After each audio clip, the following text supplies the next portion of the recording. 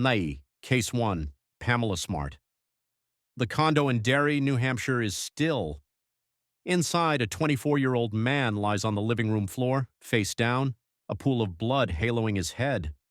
The stereo is blaring heavy metal. The apartment looks ransacked, drawers yanked open, jewelry boxes overturned.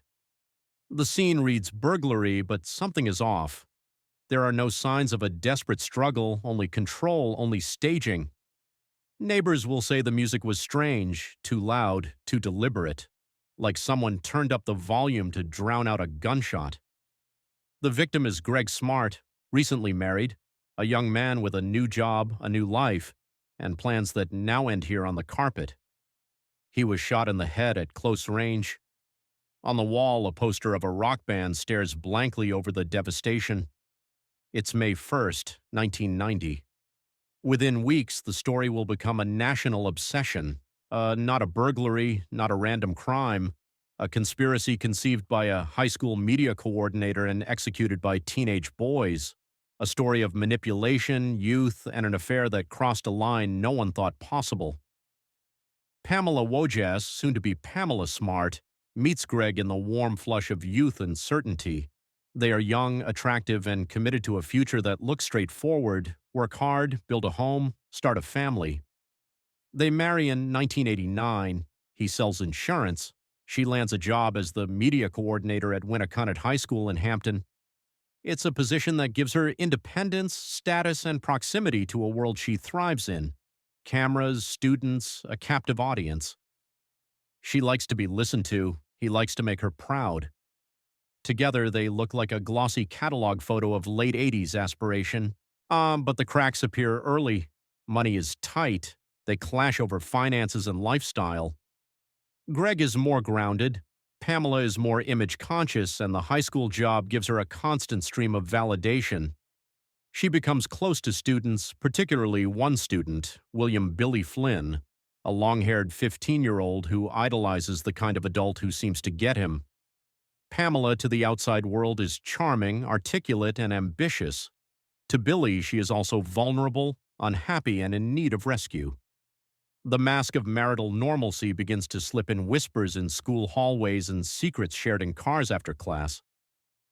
The motive is not a single note. It is a chord, an illicit affair, a fear of scandal, and a desire to control outcomes. Pamela begins an affair with Billy Flynn while he is still a sophomore.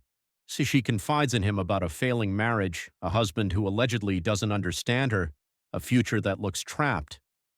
Divorce would mean the end of her job, the end of her image. Rumors swirl in the community. An adult staffer, a teenage boy. The stakes are existential. Over weeks, the conversations sharpen. Billy will later say that Pamela pressured him, that she wept and said she would lose everything if Greg found out, that the only solution was to remove Greg. She will claim she never ordered a murder, that she was manipulated by boys who did something on their own.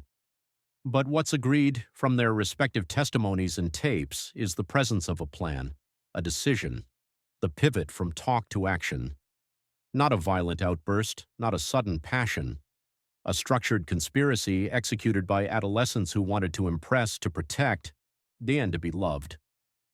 On May 1st, 1990, two teenagers, Billy Flynn and his friend Patrick Randall, enter the Smarts' condo while Greg is at work.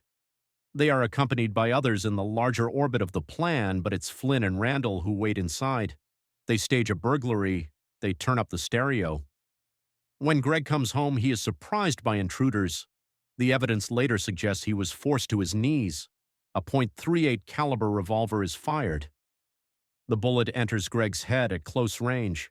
The scene is quick, brutal, and staged to look like a robbery gone wrong. But the ransacking is superficial, the choice is too theatrical. The stereo volume, the scattered items, the missing pieces designed to mislead. Forensic findings underscore the performance. The bullet's trajectory is consistent with an execution-style shooting. There is limited evidence of a struggle. Witnesses report unusual noise patterns, and the burglary staging lacks the randomness typical of real opportunistic thefts. Greg Smart dies in his own home minutes after walking in the door. The teenagers flee into a night that is suddenly, irreversibly different. Police see what's wrong quickly. The victim is young, married, with no obvious enemies. The burglary looks wrong. Detectives begin with the inner circle. Who knew his routine? Who had access to the home? The wife, Pamela, is calm, controlled, and helpful. Too helpful. She is media savvy and conscious of every camera angle. The more she speaks to news crews, the more tips trickle in from the high school. Rumors about her relationship with a student. The student has a name, William Flynn. Investigators pivot to the school. Students are curious, frightened, and talkative. One name surfaces repeatedly, Cecilia Pierce, pronounced Sa-Ceal-U, a teenage intern in the media program, close to Pamela and privy to secrets. Detectives approach Cecilia. She's nervous but cooperative. Soon she wears a wire. In her car and at casual meetups, Pamela speaks freely. The tapes don't capture a clean command to murder, but they capture something else. Manipulation, pressure, advice on what to say, what not to say, and how to withstand police questioning. Throughout the summer, the circle tightens. Confronted with mounting pressure, the teenagers begin to break. Billy Flynn confesses and implicates Pamela as the orchestrator. Patrick Randall corroborates the plan. Vance Latham Jr., pronounced Lat-Ummy, provides detail about the gun, like the planning and the aftermath. The narrative is consistent. Pamela Smart wanted Greg dead and used teenagers to do it. Pamela denies it, emphasizes her fear, her immaturity, her mistakes, but not murder.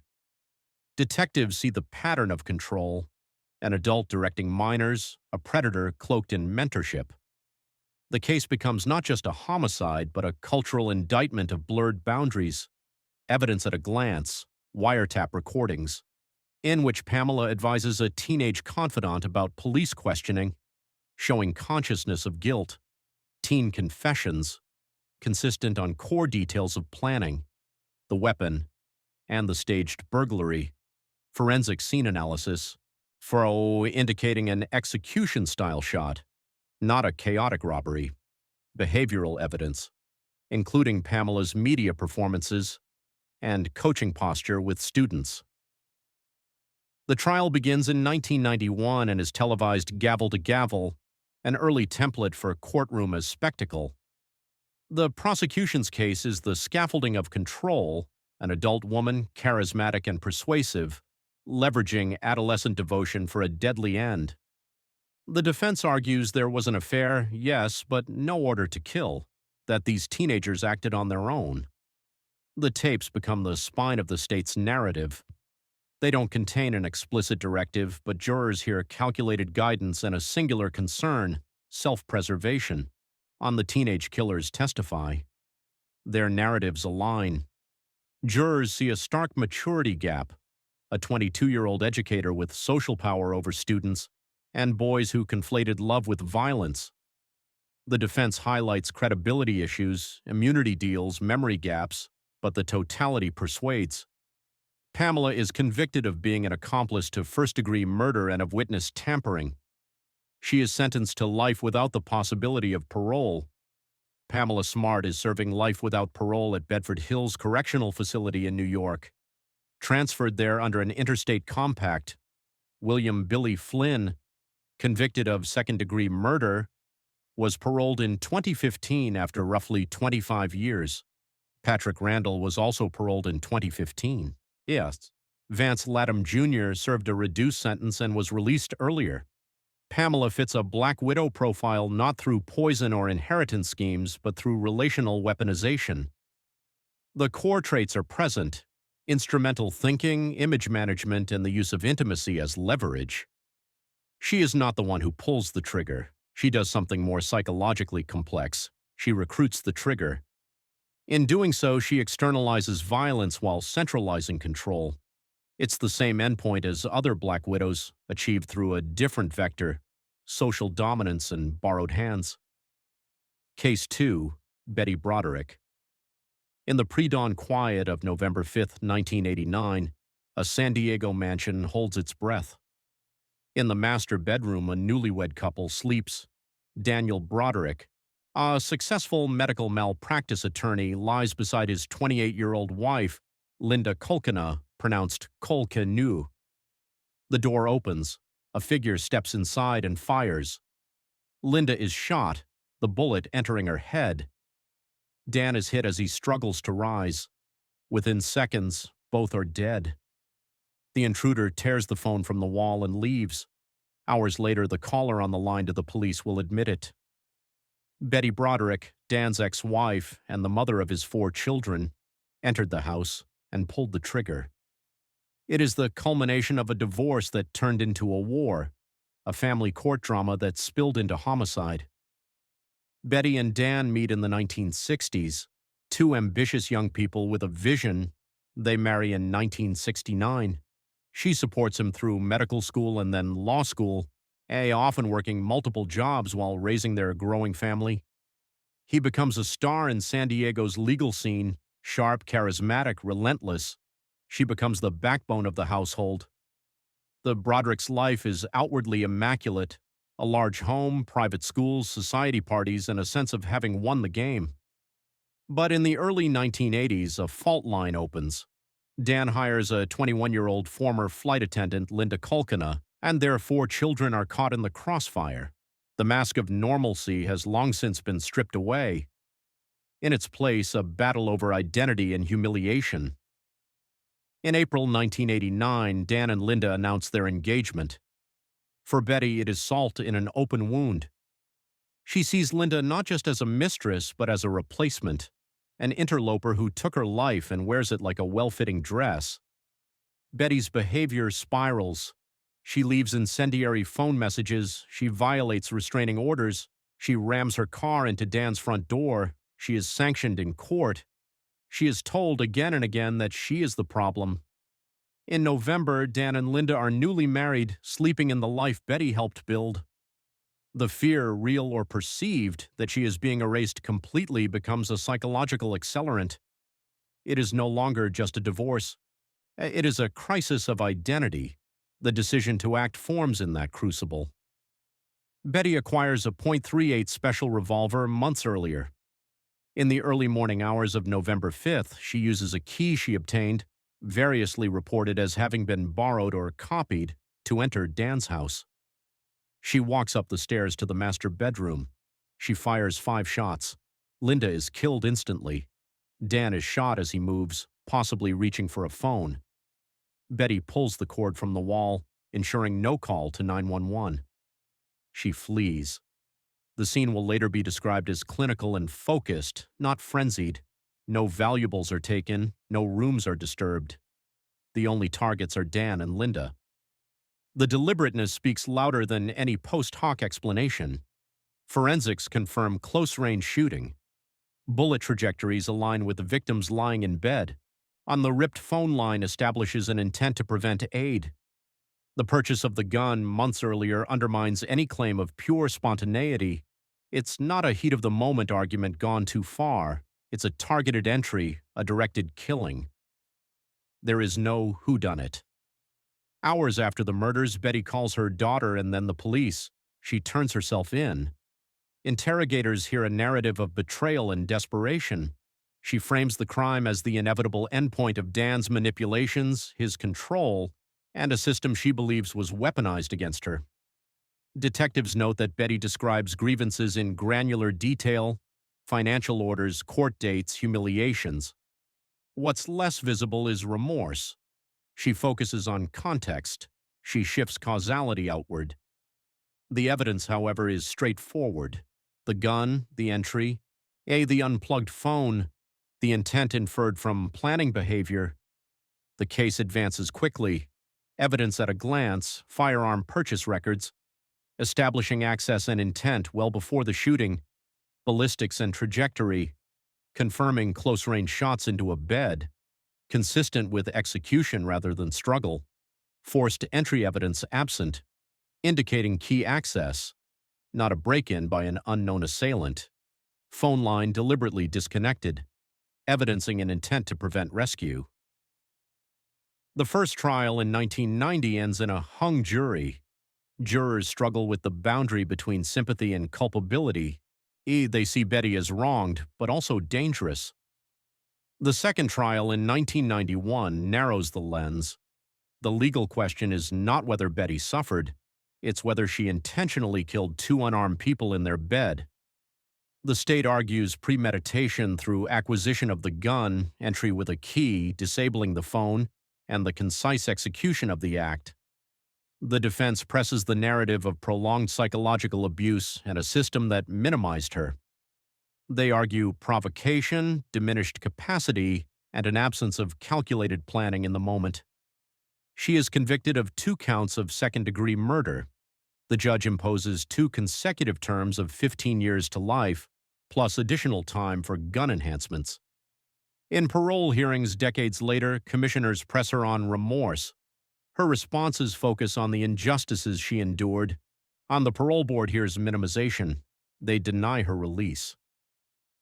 Betty Broderick is incarcerated at the California Institution for Women in Chino, serving 2 15-to-life terms. She has been denied parole multiple times. Betty is an atypical black widow. There is no insurance payout, no slow poison, no clandestine cover. Instead, the motive is existential annihilation, revenge fueled by humiliation and displacement. Yet the Black Widow signature still flickers.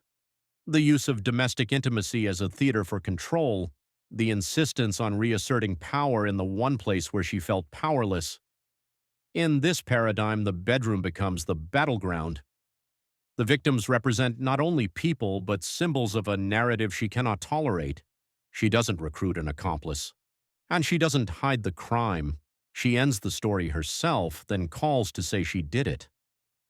Patterns across these 2 cases prefigure what we'll see in the remaining 4: intimacy as leverage, where love becomes a vector for control; image management, where public persona masks private coercion or rage; instrumental thinking, where the partner is reduced to an obstacle to be removed; externalization of blame, where accountability is deflected to systems, circumstances, or the victim.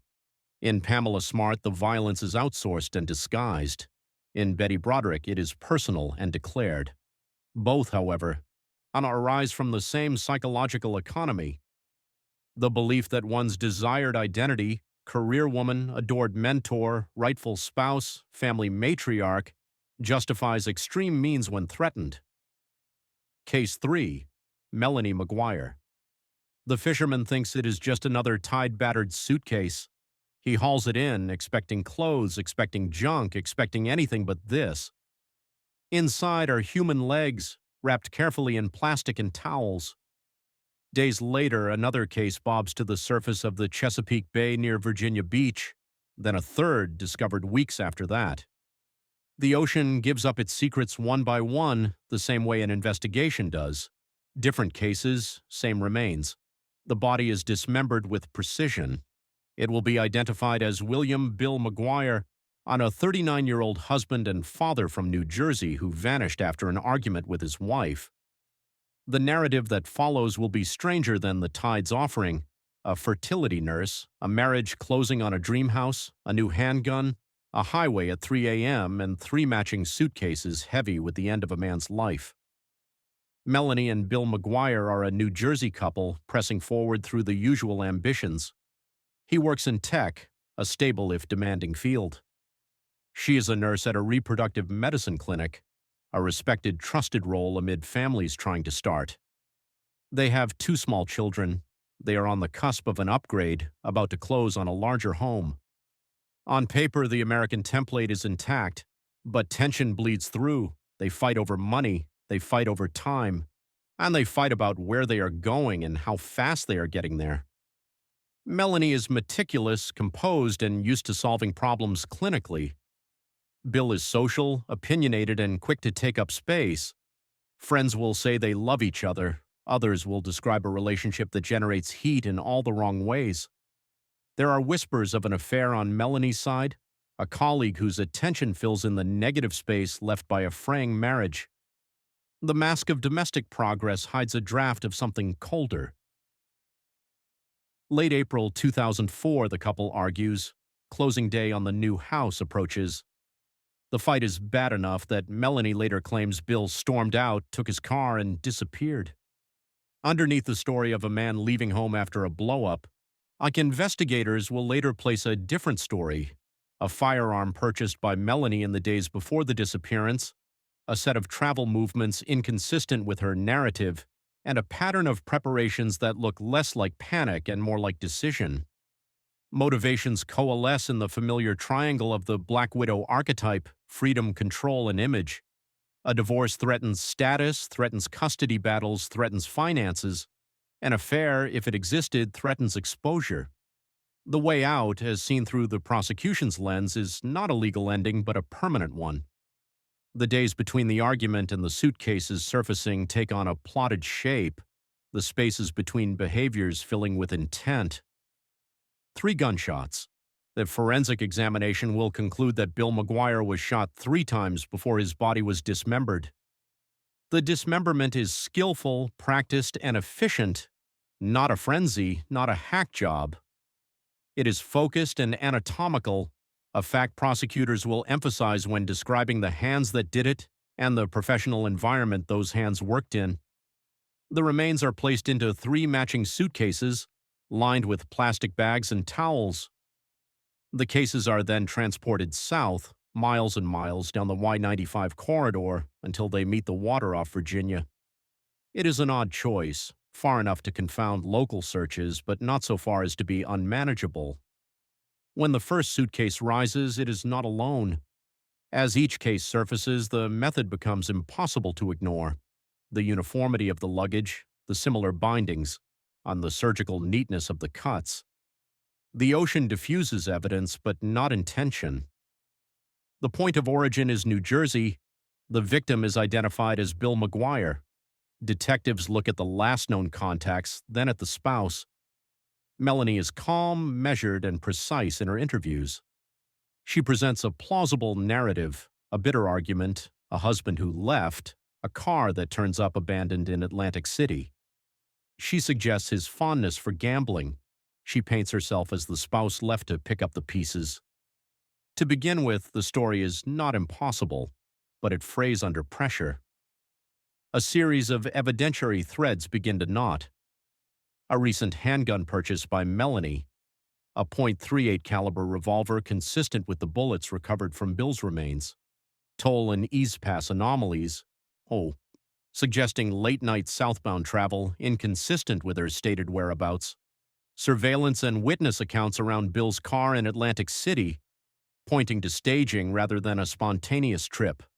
The suitcases themselves, traced to a matching set associated with Melanie, their brand and pattern not generic enough to disappear into the world, linens and wrapping materials, some linked to her workplace environment, providing a forensic bridge between home, clinic, and bay. Detectives map movements, and they measure the time it takes to drive from central New Jersey to the Chesapeake Bay. They examine cell phone activity, computer use, and receipts. What emerges is a pattern of calculated behavior: the gun purchase days before the argument, the removal or repositioning of toll transponders, the drop of a car in a place that supports the runaway narrative, the path to the water. Then a revelation that shifts public perception of the case: the dismemberment. The cuts are clean, the joints are approached with knowledge. Prosecutors argue that Melanie's clinical experience, while not in surgery, cultured a comfort around anatomy that most people do not have. It is not proof by itself, but in context it becomes an amplifier. She is no longer just the last person to see him alive. She becomes, in the state's narrative, the only person with both motive and the courage to do something this intimate and brutal. The courtroom in 2007 is packed with curiosity and quiet dread.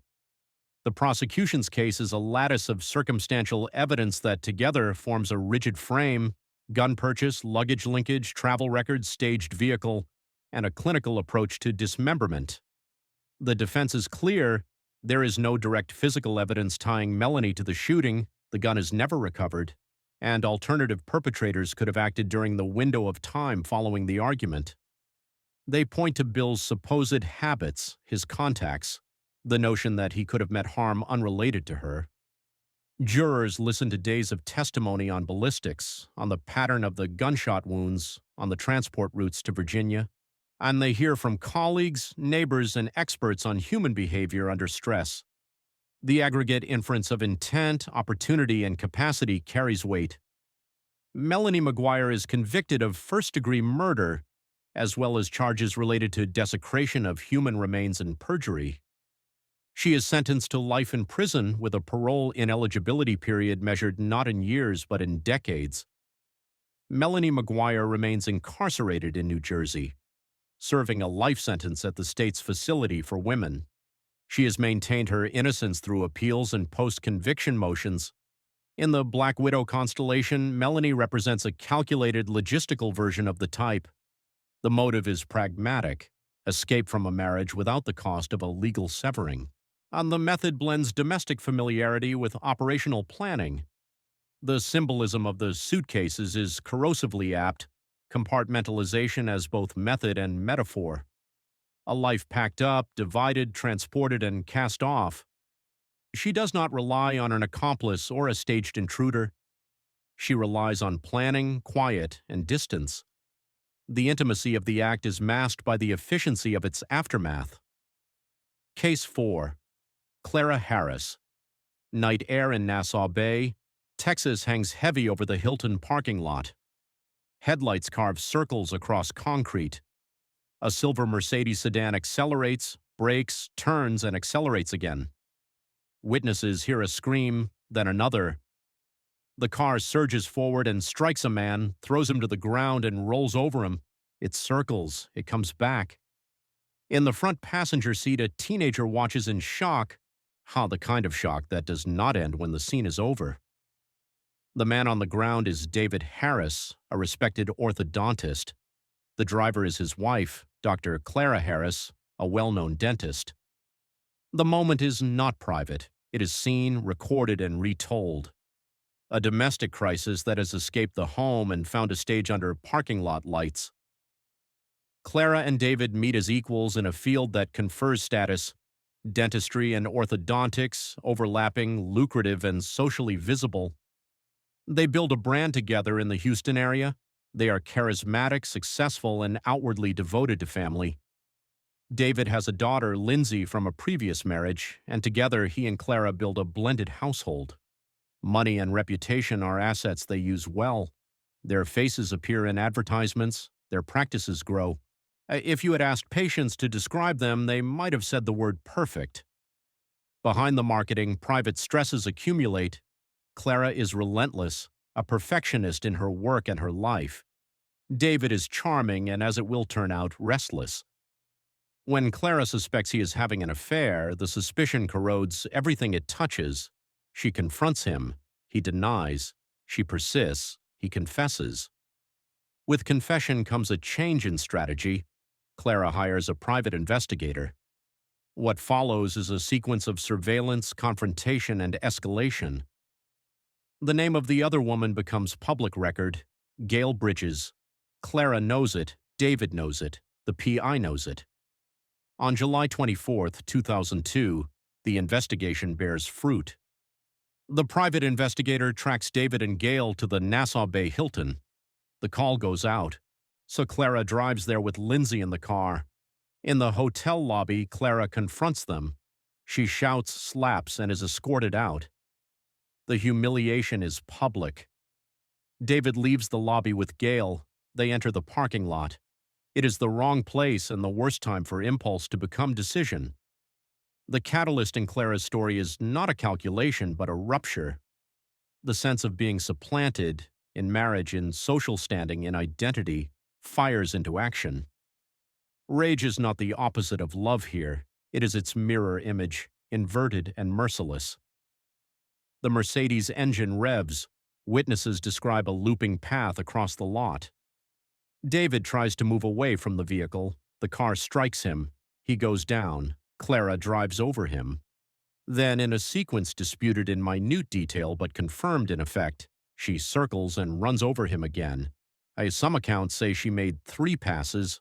The medical examiner will testify to the crushing injuries that cannot be undone and cannot be misunderstood. The car finally stops. The screaming does not. A revelation that will echo through the case. Lindsay, David's teenage daughter, is in the passenger seat as this unfolds. She sees what cannot be unseen. She will later testify about trying to grab the steering wheel, about the terror in the cabin of the car, about a moment of irreversible choice by an adult who was supposed to model restraint. The presence of the child transforms the act from domestic violence to a public catastrophe of moral authority. There is almost no need to solve it. The scene is crowded with witnesses. The PI's team captures portions of the events on video. Police arrive quickly. Clara is taken into custody. In interviews, she weeps. She is incredulous. She insists she meant only to confront, not to kill. But the parking lot tells its own story. Tire marks tracing arcs, impact points aligning with the victim's location, and a sequence of movements that look like pursuit rather than accident. Eyewitness accounts, including independent bystanders and the PI team, describing the loops and strikes. Partial video recordings capturing the immediate aftermath and portions of the pursuit. Forensic reconstruction of the vehicle's path, tire impressions, and crush injury analysis consistent with multiple passes. Testimony from Lindsay Harris, placing the jury in the car's interior at the moment choices were made. The state's narrative is not about premeditation in the traditional sense. It is about intent formed quickly, then reaffirmed. Each pass of the vehicle is a separate decision. Each decision reveals control. At trial in 2003, the defense leans into sudden passion. They paint a portrait of a woman who devoted her life to her husband, only to be confronted with a betrayal staged in a public place on a public day. They argue that the frenzy of humiliation and grief eclipsed deliberation.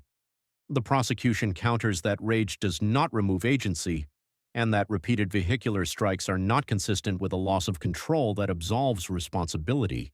The jurors see the video, and they hear from the stepdaughter. They are asked to interpret movement as meaning. The verdict is murder. The sentence is 20 years in prison.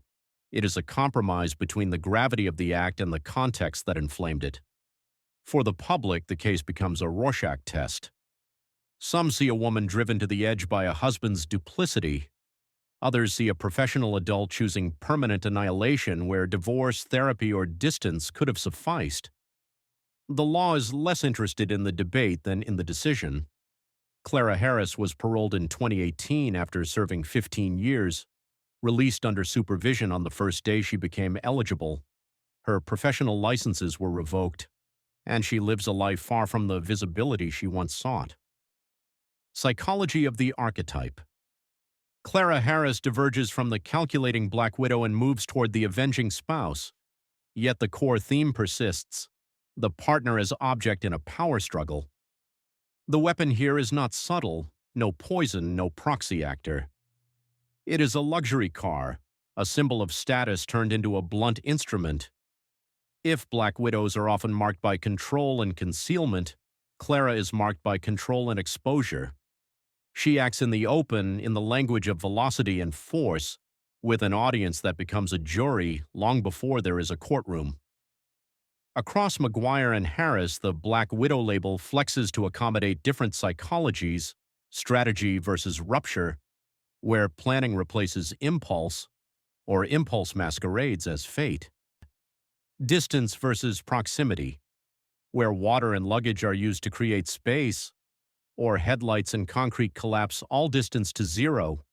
Silent aftermath versus public theater, where the crime begs not to be seen, or insists on being witnessed. What remains constant is the conversion of intimacy into leverage. A spouse moves from partner to obstacle, and once someone becomes an obstacle, removal becomes thinkable. Case 5. Stacey Castor. A master bedroom in the suburbs of Onondaga County, New York, pronounced on undh gu. The August heat is heavy. A man lies face up on the bed, pale, motionless. On the nightstand, a glass with a strange bright green residue. and in the kitchen trash a turkey baster. Investigators notice the detail, the way medical examiners notice a texture change in tissue, small but everything. The dead man is David Castor, 48, husband, stepfather, and entrepreneur with plans that now end here. His wife Stacey tells officers he locked himself in the bedroom for 2 days, grief-stricken and sick, drinking and refusing help. She says she found him too late. The fluid in his stomach, the granular crystals in his kidneys, and the chemistry of antifreeze will argue otherwise. A staged suicide, a hidden poison, and a complicated family history that will force detectives to look backward before they can move forward. Stacey Daniels marries Michael Wallace in the early 1990s. They have 2 daughters, Ashley and Bree. And the marriage is ordinary in the way most are: work, bills, parenting, holiday stress. Around Christmas 1999 and into January 2000, Michael becomes ill. Flu-like symptoms, they say. Nausea, weakness, a lingering malaise. He dies in early 2000, the cause initially recorded as a heart issue. There is grief, but no suspicion that winter, not yet. 3 years later, Stacey marries again. The new husband is David Castor, a local business owner with assets and a grown son from a previous relationship. The blended family looks stable on the outside. Inside, there are tensions, money, control, allegations of jealousy. Stacey presents as meticulous and contained. David as direct and occasionally domineering. They argue, they reconcile, they argue again. The mask is intact until August 2005, when David is found dead behind a locked bedroom door. Yeah. There are pressures. Stacey benefits financially from David's estate. Prosecutors will later argue she also forged his will to exclude his son and consolidate assets under her name. Divorce would be messy, reputation would suffer. And then there is the earlier death of Michael Wallace, a precedent that, after the fact, looks less like coincidence and more like a pattern. The catalyst, in the state's theory, is a combination of financial motive and a learned method. Antifreeze, ethylene glycol, a toxin that is colorless, sweet, and deadly, administered in beverages, tastes masked, symptoms mimicking a stomach virus, then kidney failure. A poison that, to the untrained, looks like an illness that got away from everyone. A poison that can be used to create a narrative of self-inflicted death. So, David grows sick over a span of days in August 2005, vomiting, dehydration, a slump into lethargy. Stacey says he refused medical care, that he locked himself in their bedroom to be alone, that he drank heavily. She calls 911 only when he is already beyond saving. The autopsy reveals hallmark signs of ethylene glycol poisoning. Crystals, calcium oxalate, line microscopic fields in his kidneys. His stomach contents show the green tint associated with commercial antifreeze. The death is ruled a homicide. For Michael Wallace, the act predates the investigation by years. He too suffered a sudden illness in 2000. After David's death, suspicion echoes backward. Michael's body is exhumed. Toxicology finds the same signature, ethylene glycol metabolites, oxalate crystals, in preserved tissues. And the pattern is no longer theoretical. 2 men, same family, same poison, 5 years apart. The past has been reclassified. In 2007, as the walls close in, there is another act, an attempt not just to preserve freedom, but to redirect blame. Stacey's elder daughter, Ashley, wakes up groggy and sick after drinking a cocktail made by her mother the night before. Vodka, orange juice, and crushed pills. On a nearby computer, police later discover a typed note, purportedly Ashley's suicide confession. In it, she claims to have killed both her father, Michael, and her stepfather, David. The timing is damning. Ashley survives. The note's authorship does not survive forensic examination. Detectives in Onondaga County begin with David's death. Stacey's description of events is oddly clinical. She uses the term antifreeze unprompted before it is made public. She insists on an implausible detail that David chose to drink it. The turkey baster in the kitchen trash tests positive for ethylene glycol in David's DNA. Stacey's fingerprints are on it. It is an instrument enabling delivery. It is a fact in the garbage. Evidence threads braid into a strong rope, autopsy and toxicology, establishing ethylene glycol poisoning in both David Castor and Michael Wallace.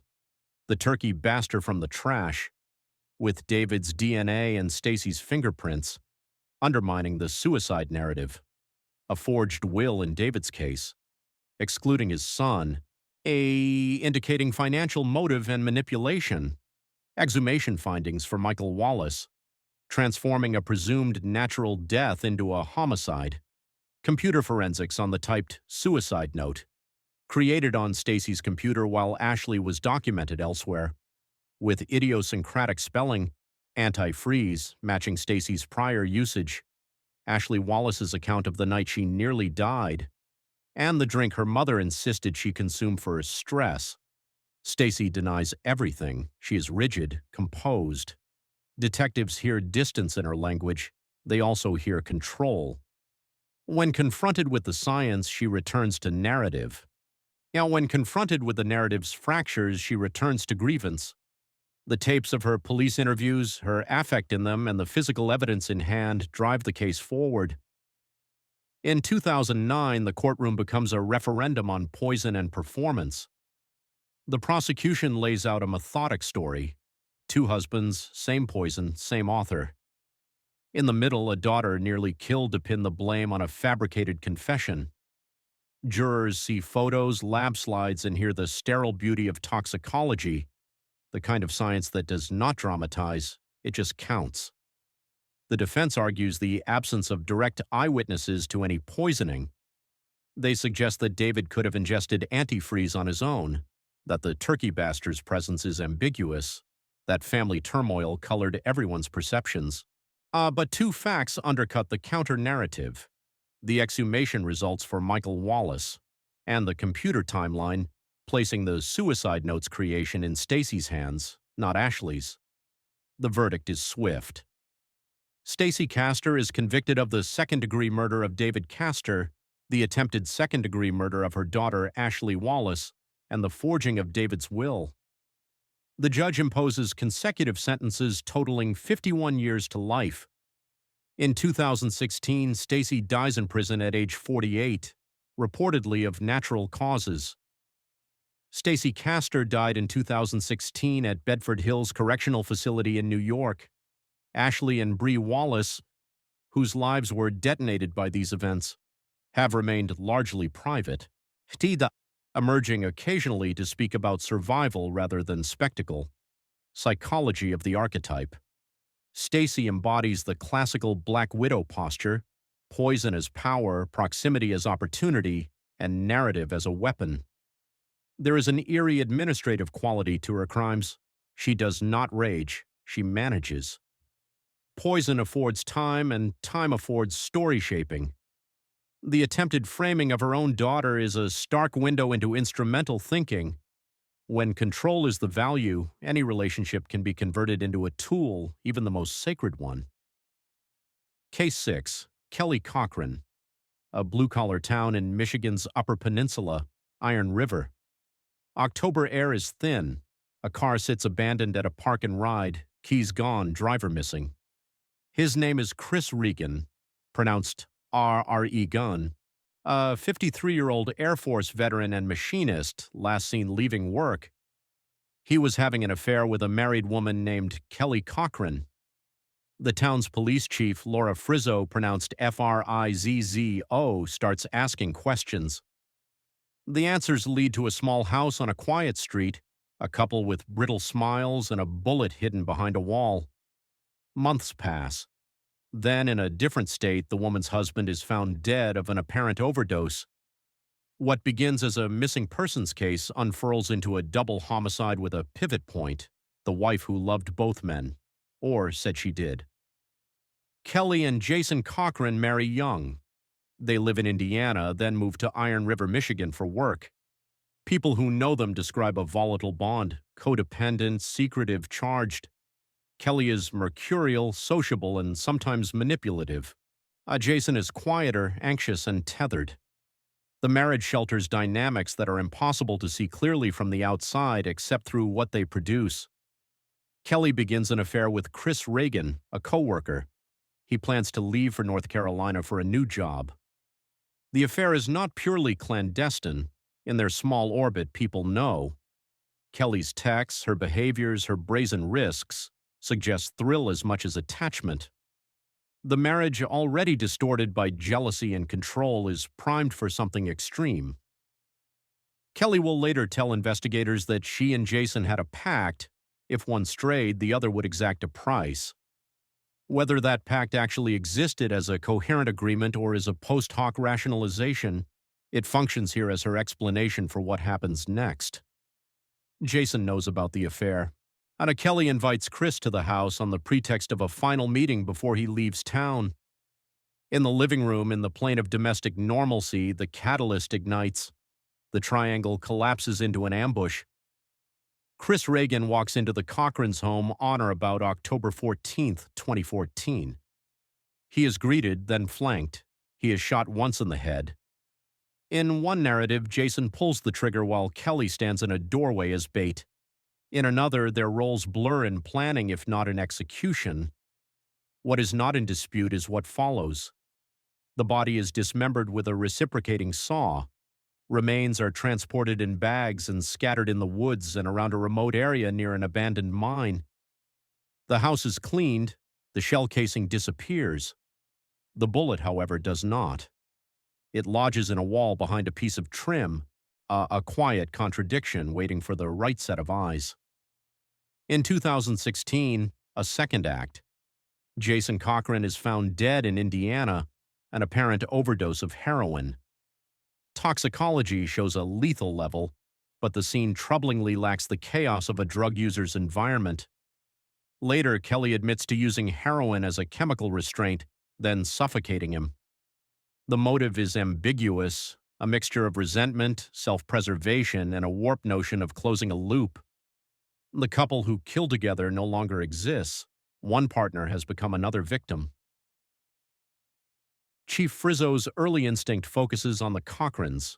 Kelly is evasive in interviews, performatively cooperative, then suddenly not. Jason is jittery, inconsistent, and terrified. Police search the Iron River home. They find trace blood evidence despite scrubbing. Later, more invasive forensics locate a bullet embedded behind molding that matches Chris Reagan's caliber of gunshot wound. A saw is recovered.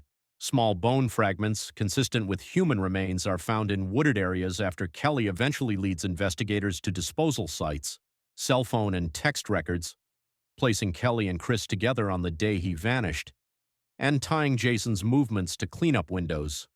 A bullet extracted from the Cochran's wall, supporting a shooting inside the home, not an unknown off-site event. Tool evidence, including a reciprocating saw linked to dismemberment. Human remains recovered from remote dump sites, some after Kelly's guidance during proffer sessions. Post-mortem toxicology for Jason Cochran, inconsistent with an accidental overdose narrative. Statements and contradictions, with Kelly offering shifting accounts, oscillating between minimization and macabre bravado. After Jason's death, the investigation fractures across state lines. Kelly flees. U.S. Marshals track her down in April 2016. In custody, she oscillates, denial, partial admissions, lurid claims about other possible victims that remain uncorroborated. Investigators treat those broader claims with caution. The focus remains on what they can prove: Chris Reagan in Michigan, Jason Cochran in Indiana. In 2017, in Michigan's Iron County, Kelly Cochran is tried for the murder and dismemberment of Chris Reagan. The prosecution crafts a case of conspiracy and trap, a lure, a shot, a cleanup. They present digital timelines, crime scene reconstructions, and the recovered bullet. The jury hears about the disposal sites and the dynamic inside the Cochran marriage. The defense probes the absence of the murder weapon, tries to isolate blame to Jason, now dead and unable to speak. The jury convicts her of first-degree premeditated murder, disinterment and mutilation, and other related charges. She receives life without parole in Michigan. In 2018, in Lake County, Indiana, she pleads guilty to the murder of Jason Cochran and is sentenced to 65 years. She serves her time in Michigan, her life term eclipsing any possibility of parole. Kelly Cochran is serving life without parole in Michigan, with an additional 65-year Indiana sentence. Law enforcement has assessed claims of other homicides, but to date, no additional murders have been substantiated in court. Psychology of the archetype. Kelly is not the quiet poisoner. She's the architect of a predatory scenario, a lure and a kill in the shared house, followed by calculated dismemberment. Her subsequent murder of her husband demonstrates a progression from collusion to elimination. The Black Widow signature manifests through instrumental intimacy. Partners and lovers are not people so much as chess pieces, useful, expendable, then removable when they become liabilities. The lack of a consistent motive, beyond control and gratification, adds an unsettling layer. It is not money alone. It is not jealousy alone. It is the assertion of dominance as a sustaining narrative. Across Pamela Smart, Broderick, Melanie McGuire, Clara Harris, Stacey Castor, and Kelly Cochran, patterns recur with different costumes. Instrumental intimacy, where closeness is converted into leverage and attachment becomes access. Image management, a preoccupation with public narrative, whether through media performance, staged scenes, or forged documents. Externalized blame, locating causality in the victim, the court system, or fate, rather than in choice. Modality as identity, with each offender expressing control through a chosen method. Proxy killers, firearms, dismemberment, vehicles, toxins, or lures. The differences matter too. Pamela Smart outsourced violence to adolescents, leveraging admiration to insulate herself. Hakeem Broderick personalized it, insisting on being present at the moment of annihilation. Melanie McGuire operationalized it, logistics and distance as tools. Clara Harris erupted, making the act itself a public ritual of humiliation reversed. Stacey Castor administered, ordering death like a series of steps, then trying to edit the narrative on a home computer. Kelly Cochran orchestrated, turning love triangles into ambushes and co-conspirators into future victims. For investigators, these cases underscore a core challenge. Domestic murder often begins with an advantage: the killer's familiarity with the victim's routines, trust, and blind spots. Solving them requires puncturing narrative control, wires in cars, computer forensics, exhumations, toll records, and the unglamorous rigor of toxicology. The science is rarely dramatic. It is simply patient, and patience in the end is more relentless than performance. The Black Widow archetype is less about gender than about method. It is the choice to weaponize the domestic sphere, to turn the very qualities that connote safety, home, marriage, intimacy, into the conditions of harm. The face presented to the world is clean, competent, and contained. The world relents. It looks away. These 6 cases insist we look back. Behind each headline is a home, a routine, a room that will never feel the same again. The living room stereo left too loud, the master bedroom phone torn from the wall, the suitcases in the tide, the hotel parking lot under white light, the green tint in a stomach that should have been full of breakfast, not toxin, the bullet quietly waiting behind a strip of molding. These are not just details, they are the coordinates of lives cut short, and the echo chamber where families continue to live with what happened. The Black Widow archetype is not folklore, it is a method. It converts intimacy into access, and access into opportunity. It thrives in the quiet confidence of a spouse who will open a door without suspicion, who will accept a drink without fear, who will answer a late-night call because that is what marriage means. It relies on the same trust it destroys, and this series does not glamorize, it documents. It weighs what can be proven, and it refuses the gravitational pull of myth. The motive lines we see, money, status, image, revenge, do not erase agency. They frame it. And the distinctions we draw, premeditated or sudden, poison or pistol, proxy or personal, are tools for understanding, not excuses for forgetting. If there is a moment we hold still for, it is this one. The names of those for whom the evidence was not an abstract exercise, but the end of the story. For Greg Smart, Dan Broderick, Linda Cochran, Bill McGuire, David Harris, Michael Wallace, David Castor, Chris Regan, and Jason Cochran. Say they are not case studies. They are the reason we tell the stories at all. There are other ripples we do not dramatize, but we acknowledge. Children waking to a different world, parents surviving their children, and children surviving their parents. Investigators and forensic teams who spend months sifting through what others can't bear to touch. Jurors sitting with images that will not leave. Each carries a portion of the weight so that the truth can be known, and so that the truth cannot be casually denied. If this episode raises something in your own life, fear, coercion, a pattern you recognize, reach for help. In the United States, the National Domestic Violence Hotline is 1-800-799-7233, or text START to 88788. Outside the U.S., consult your local emergency services or a trusted domestic violence resource in your country. Silence protects the offender. Speaking can protect you. We end where we began, with the difficult balance between narrative and reality. The file is organized, the evidence is labeled, the verdicts are known, but the harm remains. Remember the people, not just the pattern, and in the quiet after the credits, consider the ordinary checks and conversations that keep intimacy from becoming leverage, and leverage from becoming something worse. Thank you for watching. If this work matters to you, consider supporting the channel, subscribe, leave a like, and add a thoughtful comment with the evidence or psychological dynamics that stood out to you. See, your engagement helps keep the focus on victim-centered, fact-driven storytelling. Share this episode with someone who values careful investigation over spectacle.